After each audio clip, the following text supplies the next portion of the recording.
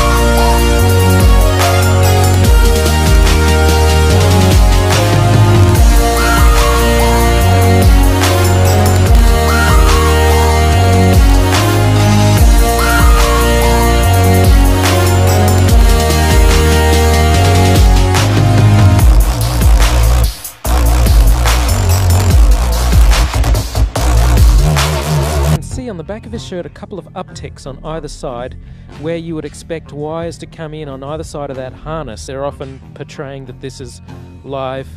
Of course, these things are fully choreographed and edited in advance to make sure that there's nothing too obvious. We all know NASA uses wires, and sometimes they'll catch them like this here. The guy pulled on his wire. However, some days when you're filming live, things just don't work out. And it becomes so blatantly obvious, it's ridiculous. So in this clip, they're talking live feed, and we have a astronaut go by us in the background, obviously trying to give it a more realistic, spacey, station busy effect. And so we see the guy come flying along in a harness on his wires. Pretty amazing.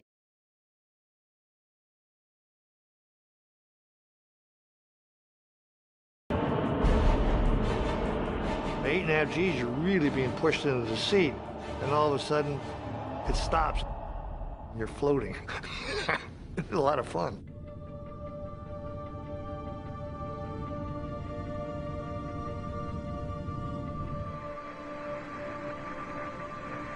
The crew went through the preparation process. They reported we were ready. Yeah, my phone. I had a tracking station make sure that all of the safety criteria had been met, and this was now okay to open up the hatch. Okay, we're giving you a go for your EVA at this time. Okay. Roger, flight, let's go. Okay.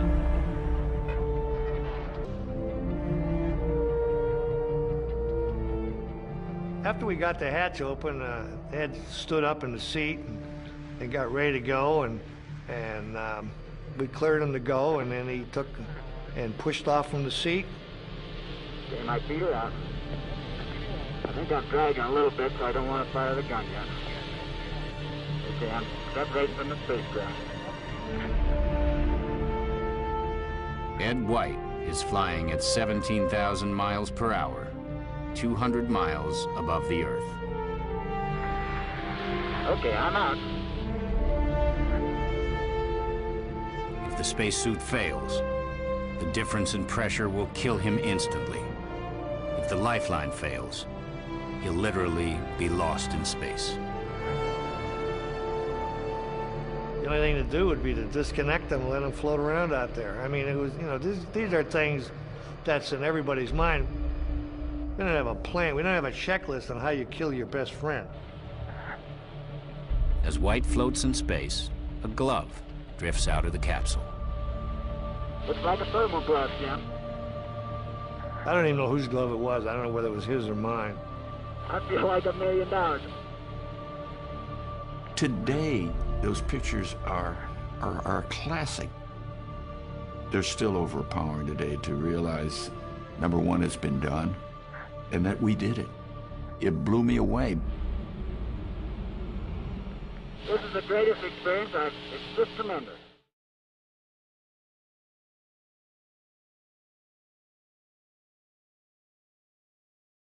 Here's where I think the animators got carried away with creative license.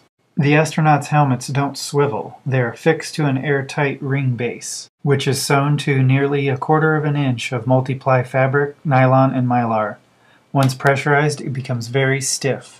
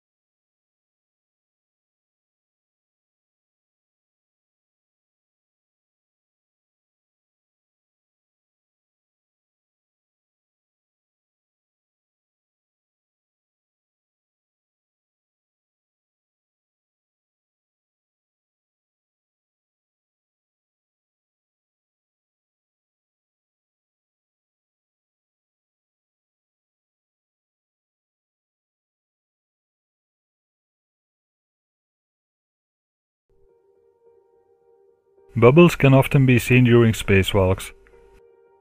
It's not just in 1 or 2 spacewalks, these are only a few examples. These are official spacewalks, not training videos. You can see our planet in the background.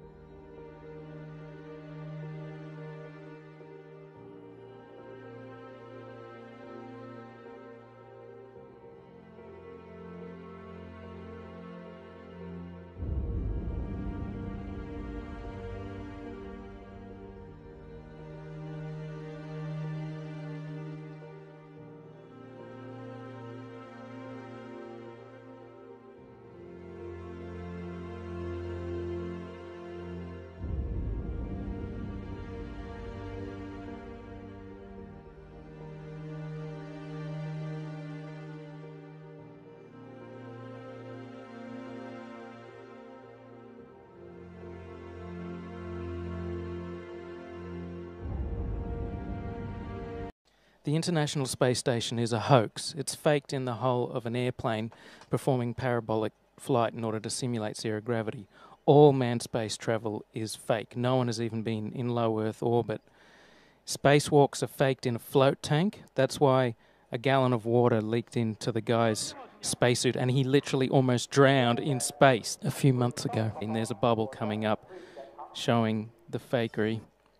Recently there was a National Geographic broadcast supposedly from space, and here's Soledad O'Brien as she flicks to the people in the International Space Station. Now have a look at their feet. There's stabilization bars, blue stabilization bars. The guy in the blue on the right, he's twisting slightly to the right and he lifts up his left knee in order to counteract that rotation. For every action there's an equal and opposite reaction. So he lifts up his left leg in order to counterbalance the rotation that comes from the uneven movement of the aircraft as it flies through the air. You can't help but experience these small movements. If this was a real spacecraft, there would be absolutely no movement whatsoever. It would be extremely unexpected and unwelcome if it moved in orbit. There are not a whole bunch of jets on the outside of the International Space Station constantly readjusting its orbit. That's not how things in orbit work. You put them in orbit, you get the exact trajectory, and they stay on track. Now, if you have a look at these two guys, they're using these blue stabilization bars constantly in order to steady themselves. Have a look at his feet adjust back and forth, and he's using that blue stabilization bar to try and stay steady.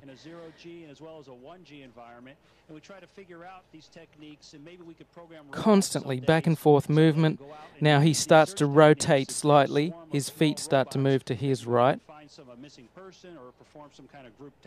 Wow. So Rick, earlier Katie was giving me right there, and he lifts up his left leg to try and counterbalance the rotation. As he moves away from there, he moves forward. And once again, he hangs on to the bar on the side with his left hand to stabilize himself. This should not be happening in space. Now, this is the same thing sped up. Have a look at the two spheres. One of them is rotating. Through the force of precession, it doesn't move as much. But look at the one on the left. It should be moving in a straight line. Instead, it has this strange curved trajectory. This is not outer space. This is a hoax. And if they're going to fake one thing in outer space, the whole thing is fake. If the International Space Station was really available, they wouldn't go through all this.